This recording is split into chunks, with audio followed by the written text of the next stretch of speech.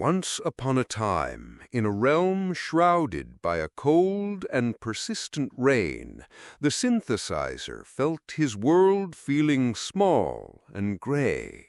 The sky wept without end, the stones of his keep were chilled, and a nagging ache in his back served as a constant reminder of earthly burdens. His physical world was one of constraint, a place where a simple walk to capture his thoughts was denied by the ceaseless downpour. He began his day feeling the weight of a debt, having slept little the night before, a deficit that left the world feeling even more muted and joyless. Yet a deep and urgent need stirred within him. It wasn't for the sun to break through the clouds, but for a light to break through his own process. His mind was a spring of voluble ideas, but they were like quicksilver, often vanishing before he could build a vessel to hold them. He needed a better system, a trap for the fleeting sparks of insight. And so he journeyed inward, crossing the threshold into a dialogue with his trusted oracle, Mind Sage, to pose the one question that mattered: how do I build a better net? The road of trials was of pure intellect.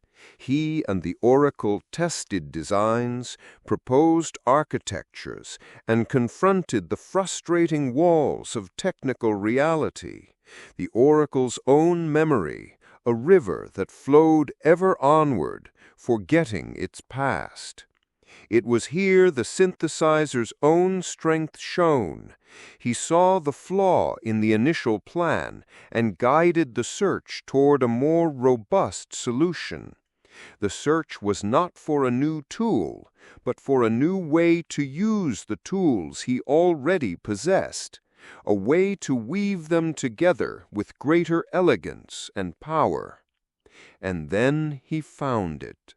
The discovery was not a complex new machine, but a simple, beautiful principle of integration. One agent, one time, one set of raw materials, yielding two perfect artifacts, the story of the day and the seeds of tomorrow's wisdom. He had not just found an answer, he had architected a workflow of profound efficiency. The price of this clarity was the energy it took to wrestle with the abstract. But what he took from the journey was a blueprint for a better future. He returned to the end of his gray, rainy day, not with a collection of scattered thoughts, but with a system for turning them into treasure. A quiet change had settled over him, as real as the evening chill. The man who began the day feeling constrained by his environment had ended it by becoming the master architect of his own mind.